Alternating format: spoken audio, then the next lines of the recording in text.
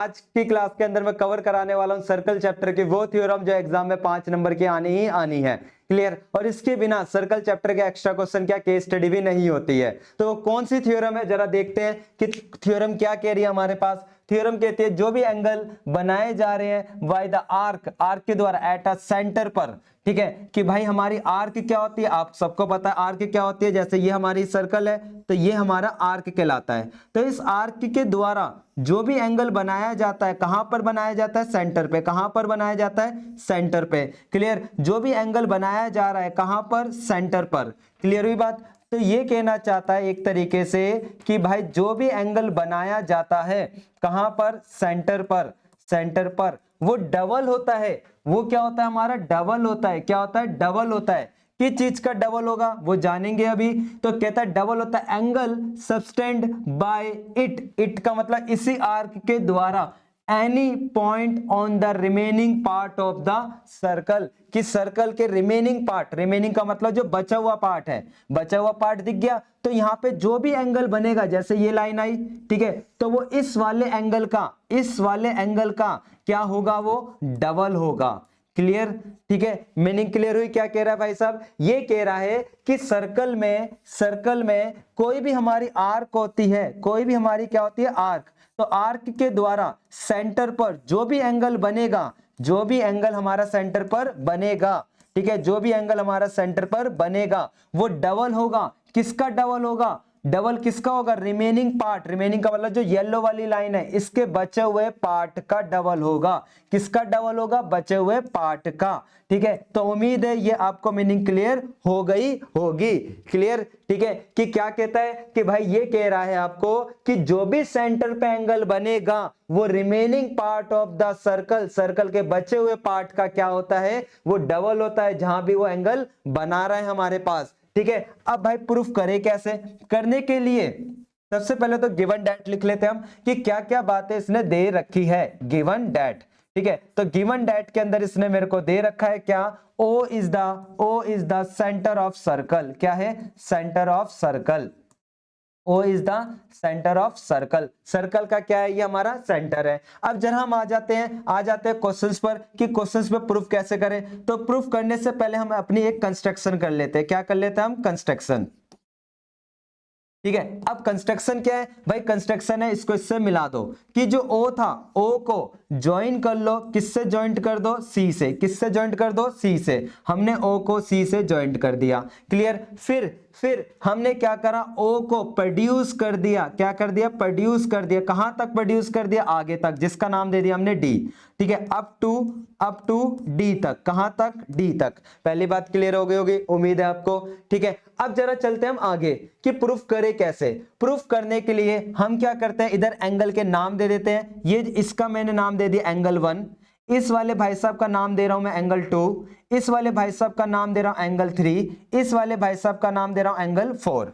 इतना आपको ध्यान रखना है। ठीक है, कि भाई साहब इनका नाम दे देते हैं एंगल 1, एंगल 2, एंगल 3, एंगल 4। ये हमने इधर नाम दे दिया। ठीक है, अब जरा प्रूफ करते हैं। प्रूफ करने से पहले एक बेसिक बात समझ लेना, ये हमारे पास 6 चैप्टर में पहले हुआ करती थी, अब इन्होंने डिलीट कर दी है। ठीक है, थ्योरम ये क्या कहता है, जैसे मान लेते हैं ट्रायंगल है, ये ट्रायंगल के तीनों एंगल है, एंगल 1, एंगल 2 और एंगल 3। ठीक है, ये 3 एंगल है। तो मैं बोलूंगा कि भाई साहब यहां पर मैंने एक लाइन एक्सटेंड कर दी। ठीक है, तो ये मीनिंग कहता है कि अंदर वाले 2 एंगल का सम, ध्यान रखना इसी बात को, कि अंदर वाले 2 एंगल का जो सम होता है ना वो बराबर होता है उसके क्रॉसपोंडिंग, क्रॉसपोंडिंग। ठीक है, इसके सामने जो भी है उसके क्रॉसपोंडिंग के एक्सटीरियर, किसके, एक्सटीरियर एंगल के बराबर होगा। किसके बराबर होगा, एक्सटीरियर एंगल के बराबर। ठीक है, बात क्लियर हुई, किसके बराबर होगा, एक्सटीरियर एंगल के बराबर होगा। ठीक है, जैसे मैं एक और एग्जांपल लेता हूं, कि ए बी सी। ठीक है, मैंने ये लाइन खींची। ठीक है, यहां पर मैंने दे दिया एंगल 1, यहां नाम दे दिया एंगल 2, यहां नाम दे दिया एंगल 3, और ये हमारा क्या था, ठीक है, डी था। इसका नाम दे दिया एंगल 4 और इसका नाम क्या दे दिया, एंगल 5। तो मैं बोलूंगा कि जैसे मैंने लिखा 1 + 3, क्या लिखा, 1 + 3, तो अंदर वाले 2 एंगल का जो सम होता है उसके क्रॉसपोंडिंग एक्सटीरियर, एक्सटीरियर मतलब बाहर, एक्सटीरियर मतलब बाहर वाले के क्या होगा, बराबर होगा। अगर ये मीनिंग क्लियर है तो भाई ये कॉन्सेप्ट भी आपको इधर बिल्कुल क्लियर हो जाएगा। ठीक है, अब कैसे, ठीक है चलो जी देखते हैं, स्टार्ट करते हैं हमारे प्रूफ को लेकर, ठीक है कि प्रूफ को लेकर हम स्टार्ट करते हैं। ठीक है, सबसे पहले आप इधर क्या करोगे, आपको दिख रहा है ओ ए, ठीक है ये डायग्राम बनाते हैं हम। ठीक है, ये मैंने डायग्राम निकाला इधर वाला सी ए ओ, ये डायग्राम मैंने निकाला। ठीक है, मुझे इधर पता है इस ट्रायंगल के अंदर, इस ट्रायंगल के अंदर कि है ना, जो ट्रायंगल है हमारा क्या है ए ओ सी, मुझे पता है कि ओ सी बराबर क्या है, आप बोलोगे ओ ए है, क्या है ये हमारी रेडियस ऑफ सेम सर्कल, क्या है सेम सर्कल की रेडियस है। क्लियर, अब रेडियस ऑफ ए सर्कल है, रेडियस ऑफ ए सर्कल है तो आप क्या करोगे कि भाई अगर ये दोनों साइड मेरी बराबर है, अगर ये दोनों साइड मेरी क्या है बराबर है, तो इनके सामने वाले एंगल, ठीक है इसको थोड़ा सा बड़ा बना देता हूं ताकि थोड़ा सा कॉन्सेप्ट क्लियर हो जाए। ठीक है,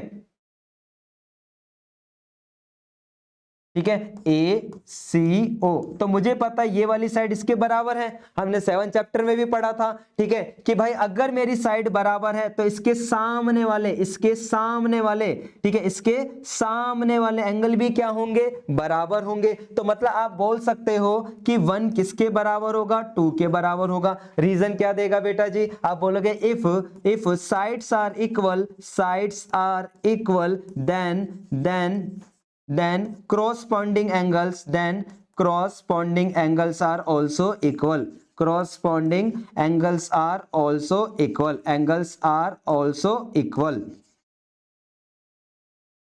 ठीक है, बात क्लियर हुई, क्लियर। अब इसी क्वेश्चन को हम दोबारा से करेंगे आगे। ठीक है, अब इसमें करना क्या था, ध्यान देना आगे। ठीक है, ठीक है इतना काम कंप्लीट हो गया ना। अब भाई ध्यान दे इधर दोबारा से, यही डायग्राम मैंने बनाया, इसी ट्रायंगल के अंदर इस तरीके से जो हमको इसने दे रखा था ए सी ओ। ठीक है, जहां मेरे को पता था ये एंगल क्या था 1 था, ये एंगल क्या था 2 था, क्या था एंगल 2 था। ठीक है, मैंने इधर बाहर खींची लाइन, इसका नाम दे देते हैं एंगल 5 और इसका नाम क्या दे देते हैं एंगल 6। ठीक है, क्या नाम दे दिया, इधर मैं अगर खींचू तो आप बोलोगे एंगल 5। ठीक है, तो आप देखोगे अभी अभी मैंने पीछे बात समझाई थी क्या, कि ट्रायंगल के किसी भी 2 एंगल का जो सम होता है, ठीक है ट्रायंगल के अंदर वाले 2 एंगल का जो सम होता है वो उसके क्रॉसपॉन्डिंग एक्सटीरियर एंगल के बराबर होता है। एक्सटीरियर का मतलब क्या हो गया, बाहर वाले के बराबर होता है। ठीक है, तो यही बात इधर लिखोगे कि इन अ ट्रायंगल सम ऑफ, ठीक है सम ऑफ, ठीक है सम ऑफ, ठीक है interior angle is equal to corresponding, ठीक है क्रॉसपॉन्डिंग,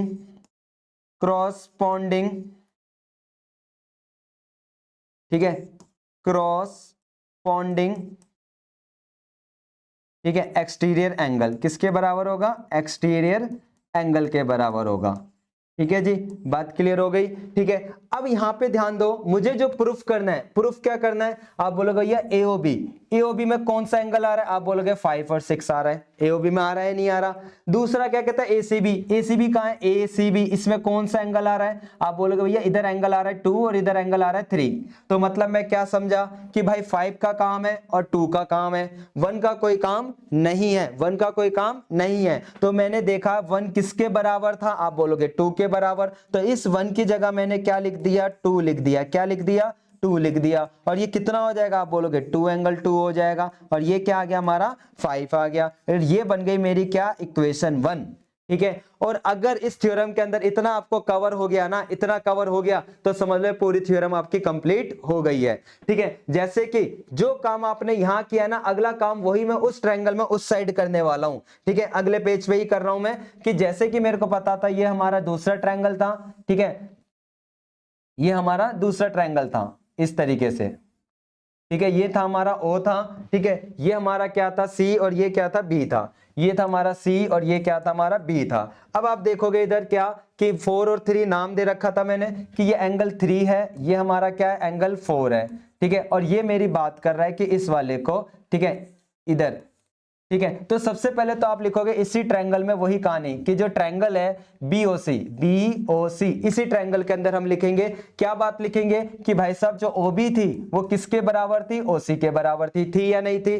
क्यों? क्योंकि रेडियस ऑफ द सर्कल है, क्या है, रेडियस ऑफ द सर्कल है। अगर बराबर है तो हम बोलेंगे ओबी के सामने कौन, आप बोलोगे 3, और इसके सामने कौन, 4, ये भी बराबर होगा। क्यों? कि if sides are equal, if sides are equal, sides are equal, then corresponding angles are, then corresponding angles are also equal, कि जो corresponding एंगल होंगे, corresponding एंगल्स जो होंगे वो क्या होंगे, साथ के साथ इक्वल होंगे। क्या होंगे हमारे, इक्वल होंगे। मीनिंग क्लियर हो गई? ठीक है जी। अब हम दोबारा से समझते हैं आगे कि अगली बात क्या होगी इसके अंदर। ठीक है, अगली बात, ठीक है, अगली बात क्या होगी? अगली बात बोलोगे कि भैया आपने एक बात करी थी पीछे, क्या बात करी थी कि ट्रायंगल के अंदर वाले एंगल का जो सम होता है ना, अंदर वाले एंगल का जो सम होता है ना वो बराबर होता है उसके क्रॉसपोंडिंग एक्सटीरियर एंगल के। मतलब आप लिखोगे in a triangle, in a triangle, in a triangle, ठीक है, सम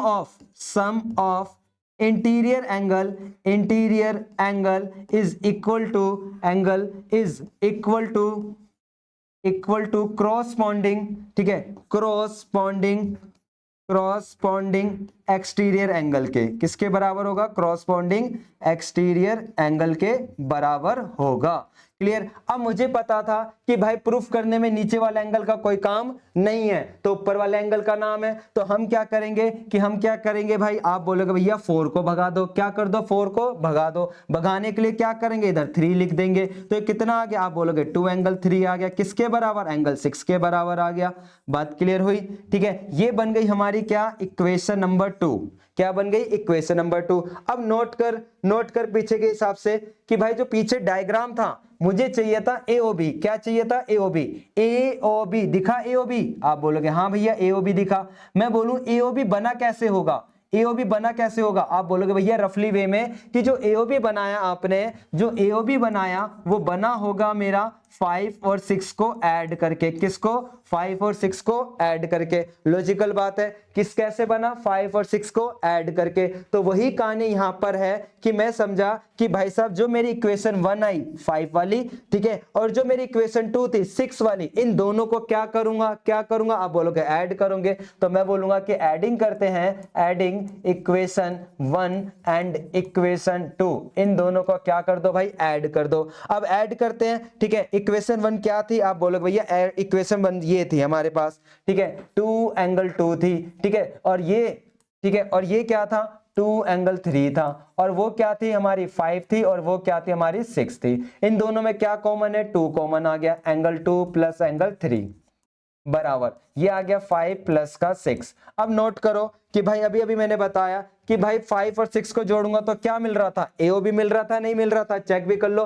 5 और 6 को ऐड करा तो क्या मिला? आप बोलोगे एओबी, ठीक है। क्या मिला? एओबी, ठीक है। तो हमारा आ गया एओबी। और बात करें अब कि 2 और 3 को अगर ऐड करते हैं, किसको? 2 और 3 को ऐड करते हैं जरा, ठीक है, 2 और 3 को ऐड करें। 2 और 3 कहां है? ये रहा। 2 और 3 ऐड करो, इन दोनों को ऐड करेंगे तो आप बोलोगे भैया हमको मिल गया 2 और 3 को मिलाया तो ए सी बी मिल गया। क्या मिल गया? ए सी बी मिल गया, ठीक है। तो हमारा जो आंसर आया वो क्या आ गया? ए सी बी आ गया। और चेक कर भाई कि क्या मेरे को यही बात प्रूफ करनी थी या नहीं करनी थी कि 2 एंगल ए सी बी कि जो सेंटर वाला एंगल होता है वो डबल होता है। किसका डबल होता है? हमारे पास उस वाले पार्ट का। क्लियर? जो remaining part of the circle होती है। उम्मीद है ये थ्योरम आपको क्लियर हो गई होगी। 5 नंबर की जो एग्जाम में आने के चांसेस होते हैं हमारे पास, ठीक है। क्लियर? दोबारा बता देता हूं मैंने क्या करा था। कुछ नहीं करा भाई, इस क्वेश्चन में मैंने कुछ नहीं करा, बिल्कुल बेसिक क्वेश्चन था, ठीक है। क्या था? बिल्कुल बेसिक क्वेश्चन था कि ये हमारा सर्कल था, ठीक है, ये मेरा सेंटर था और ये मेरा दूसरा रिमेनिंग पार्ट ऑफ द, ठीक है, ये मेरा ए था, ये मेरा ओ था, ये मेरा बी था, ये मेरा सी था। तो मैंने यहां से एक लाइन खींच दी थी, ठीक है। बेसिक चीजें समझ, ये मैंने एंगल 1 नाम दे दिया था, यहां मैंने एंगल 2 नाम दे दिया था, यहां मैंने एंगल 3 नाम दे दिया था, यहां मैंने एंगल 4, और जो बचा हुआ पार्ट था इधर मैंने इधर 5 नाम दे दिया था और इधर 6। सबसे पहले मैंने यही ट्रायंगल चोरी किया, यहां से यही ट्रायंगल निकाला तेरे सामने ए ओ सी, ठीक है, यही ट्रायंगल था, ठीक है। इक्वल, ठीक है, AOC को ही मैंने चोरी किया। इसमें मुझे पता था क्या कि भाई साहब मेरी ये वाली साइड इसके क्या थी, बराबर थी। देख भी सकते हो कि भाई ये वाली जो साइड थी OC, ठीक है, OC किसके बराबर थी, OA के बराबर थी या नहीं थी? आप बोलोगे हाँ, जिसकी वजह से जो आमने इसके सामने जो एंगल 1 था और इधर क्या था, एंगल 2 था, तो एंगल 1 और एंगल 2 भी क्या हो गए, इक्वल हो गए। Reason, if the sides are equal then corresponding angles are also equal. फिर कहानी मैंने यही देखी कि भाई अगर इन दोनों एंगल का मैं सम करूं, इन दोनों एंगल का क्या करूं, सम, तो वो किसके बराबर होंगे, बाहर वाले के। तो 1 और 2 किसके बराबर आ गए, 5 वाले के। In triangle sum of interior angle is equal to corresponding exterior angle, जो कि हमारी क्या बन के आ गई, इक्वेशन 1 बन के आ गई। अब मैंने यहां से, ठीक है, इस वाली जगह से 1 को ही क्यों गायब करा भाई? 1 को इसलिए गायब करा क्योंकि प्रूफ करने में मेरा नीचे वाले का कोई काम नहीं है, तो इसलिए 1 को कैसे हटाऊंगा, क्योंकि मुझे पता था पीछे 1 किसके बराबर था, 2 के, तो इसलिए मैंने 1 की जगह क्या कर दिया, 2 कर दिया, और ये भी 2 आ गया, तो 2 एंगल 2 कितना हो जाएगा, 2 एंगल 2 हो जाएगा। सेम कहानी मैंने अगले पेज पे भी यही करी कि भाई वही इधर वाला मैंने ट्रायंगल चोरी करा, जहां पे BOC, जहां पे OB बराबर क्या था, OC के बराबर था, OB बराबर क्या था, OC के बराबर, तो 3 और 4 भी क्या हो गए, बराबर हो गए। तो आप बोलोगे 3 और 4 बराबर क्या होंगे, 6, क्योंकि अंदर वाले दो एंगल का सम किसके बराबर होगा, बाहर वाले के बराबर। अब मुझे पता था कि यहां पर 4 का कोई काम नहीं है, तो मैंने क्या करा, इसका यूज करा और 4 की जगह 3 लिख दिया, तो 2 एंगल 3 बराबर क्या हो गया, एंगल 6 हो गया। अब भाई दोनों इक्वेशन को ऐड कर दो, जैसे हमने ऐड करे और ये मेरी कहानी खत्म हो गई। तो भाई ये क्वेश्चन जो रहता है ना 5 नंबर का, बिल्कुल रहता ही रहता है एग्जाम में। क्लियर? अगर, ठीक है, अगर ये थ्योरम नहीं आएगी तो कौन सी थ्योरम आने वाली है, फिर भाई ये वाली थ्योरम आने वाली है हमारे पास साइक्लिक क्वाड्रिलेटरल को लेकर। अभी इसकी मीनिंग समझाऊंगा। इसको समझने से पहले आपको क्या समझना है, ये वाली मीनिंग समझनी है कि angle in the same segment are equal, कि भाई जो भी एंगल होते हैं कहां पर होते हैं, सेम सेगमेंट में, वो क्या होते हैं, हमेशा इक्वल होते हैं। मतलब क्या हुआ इसका, मतलब ये हुआ बेटा जी, जैसे सेगमेंट का मतलब था ये वाला एरिया, ये छोटा सा है तो इसको माइनर सेगमेंट बोलेंगे। इसके द्वारा जो भी एंगल बन रहा है हमारे पास, जैसे यहां बना ACB, तो ठीक है, तो जो हमारा एंगल होगा ACB, angle in the same segment, मतलब ये वाला बराबर होगा इसी के थ्रू जो निकल रहा है, इसी के थ्रू जो हमारा यहां पर जाएगा, ठीक है, मतलब इस वाले के क्या होगा, बराबर होगा। ठीक है, ये मीनिंग कहना चाहता हूं कि जो भी एंगल बनते सेम सेगमेंट में वो क्या होते हैं, हमेशा इक्वल होते हैं। जैसे कि एक और एग्जांपल लेते हैं कि जैसे ये हमारे पास, मैंने मान लेते हैं ये हमारे पास एक कॉर्ड थी, ठीक है, AB, ठीक है, यहां पे ये हमारा सेम सेगमेंट हो गया, यहां से एक एंगल ये जा रहा है, ठीक है, मतलब ये वाले एंगल की मैं बात करूं जिसका नाम क्या है C, मतलब ACB, ये बराबर होगा, किसके बराबर होगा, इस वाले एंगल के, इस वाले एंगल के क्या होगा, बराबर होगा, मतलब ADB के क्या होगा, बराबर होगा। ठीक है, उम्मीद है ये मीनिंग आपको क्लियर हो गई होगी कि जो भी एंगल होते हैं इन द सेम सेगमेंट में वो क्या होते हैं, आपस में इक्वल होते हैं। क्लियर हुई बात? अब भाई वही क्वेश्चन है कि जो हमारे पास ये साइक्लिक क्वाड्रिलेटरल को बात लेकर कर रहा है ना, उसमें वही कॉन्सेप्ट यूज होगा।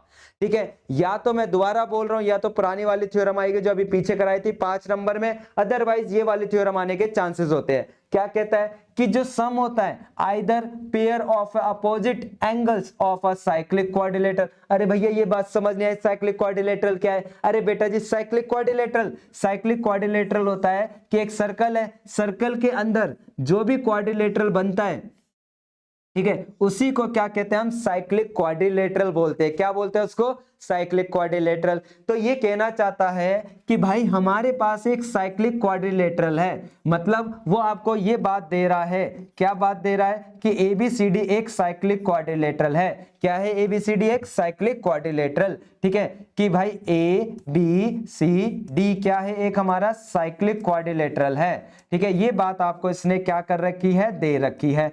तो बोल रहा है क्या कि भाई सम करो। सम का मतलब क्या हो गया, आप बोलोगे प्रूफ करना होता है, वो प्लस करना होता है, तो हमको प्लस करना है। कहां पर, आइदर पेयर, मतलब कोई एक पेयर होगा किसका, अपोजिट एंगल्स का, जैसे इसका अपोजिट एंगल कौन, ये, तो इन दोनों का पेयर, मतलब इन दोनों के पेयर को अगर सम करूंगा तो मैं कितना दूंगा, 180 दूंगा। ये बात प्रूफ कराना चाहता है।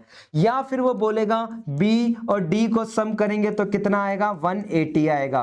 क्लियर? तो ये मीनिंग कह रहा है वो हमारे पास। ठीक है, कि भाई जो सम होता है किसका, either pair of opposite angle of cyclic quadrilateral का वो कितना होता है 180, ये मैंने इधर लिख दिया। क्लियर। अब जरा हम आ जाते हैं प्रूफ को लेकर कि प्रूफ करें तो करें कैसे, कैसे प्रूफ करेंगे। बिल्कुल बेसिक बात है, कुछ नहीं करना, यहां से आपने क्या करा, डायगोनल को मिला दिए, डायगोनल को क्या कर दिया, मिला दिया, डायगोनल को मिला दिया। अब सारी जगह एंगल के नाम दे दो, एंगल 1, एंगल 2, यहां पे एंगल 3 नाम दे दिया, angle 4, angle 5, angle 6, angle 7, angle 8, ये सारे नाम हमने दे दिए।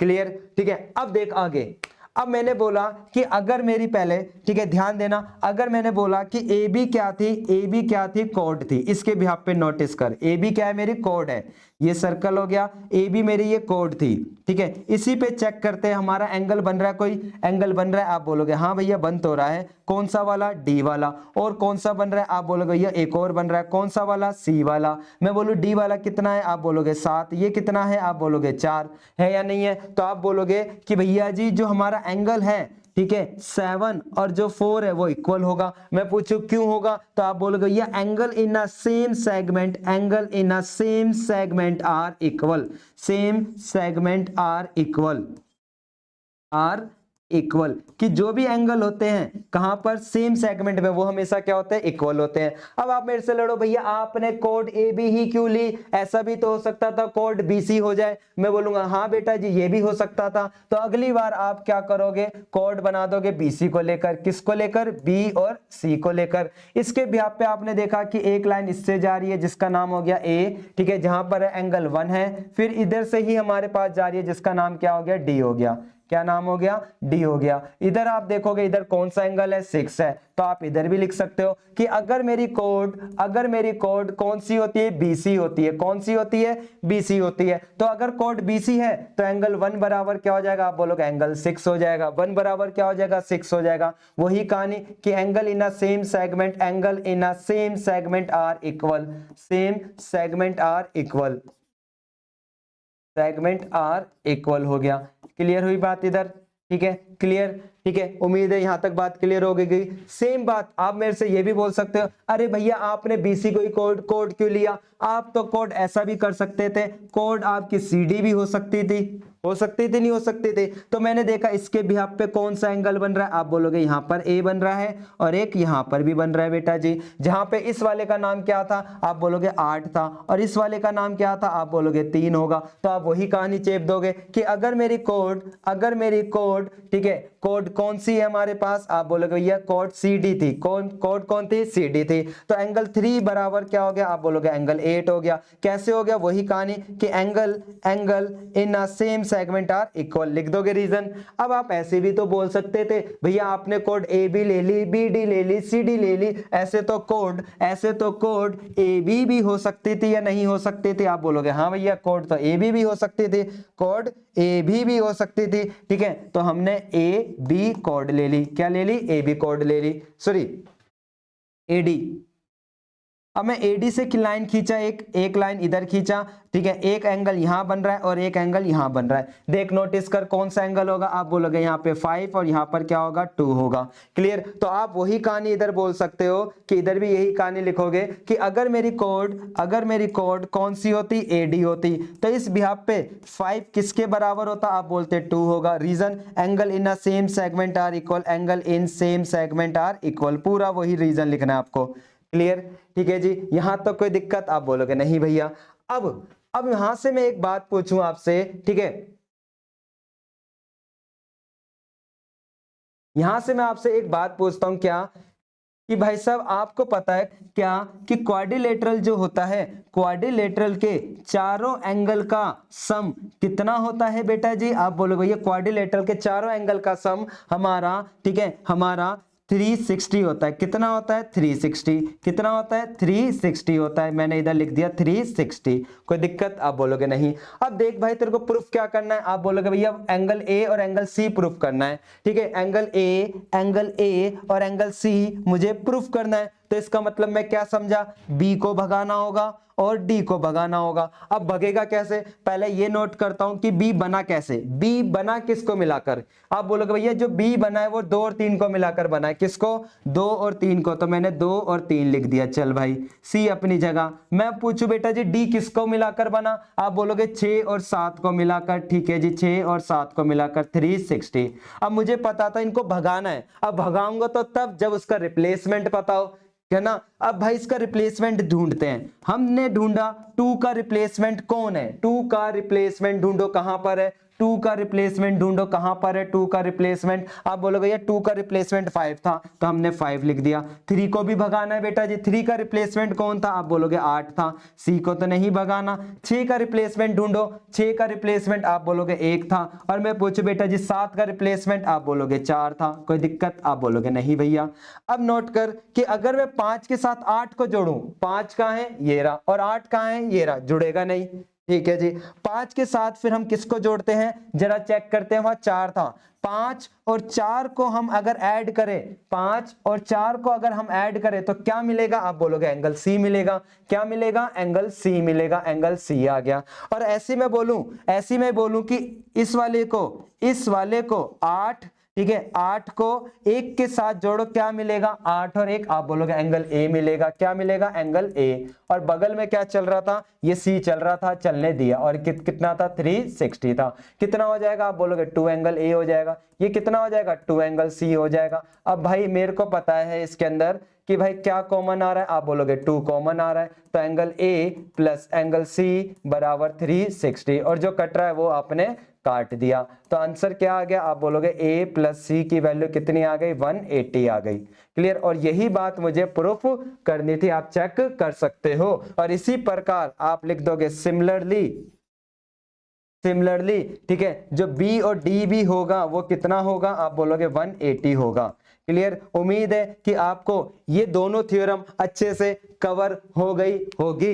क्लियर, या तो वो डबल वाला एंगल वाली थ्योरम आएगी, अगर वो नहीं आए तो ये वाली थ्योरम 5 नंबर में आती है। तो अगर आपको वीडियो अच्छी लगे तो लाइक करना और साथ ही कमेंट भी करना कि हाँ वीडियो में आपको कौन सा पार्ट अच्छा लगा। ठीक है, मिलते हैं नेक्स्ट वीडियो के अंदर, जहां मैं आपको कवर कराने वाला हूं सर्कल चैप्टर की केस स्टडी की। अगर सर्कल चैप्टर में से कोई केस स्टडी आएगी तो कैसे पूछी जाएगी, ठीक है, इसलिए चैनल को सब्सक्राइब कर लेना। ठीक है, मिलते हैं नेक्स्ट वीडियो के अंदर, टाटा बाय बाय।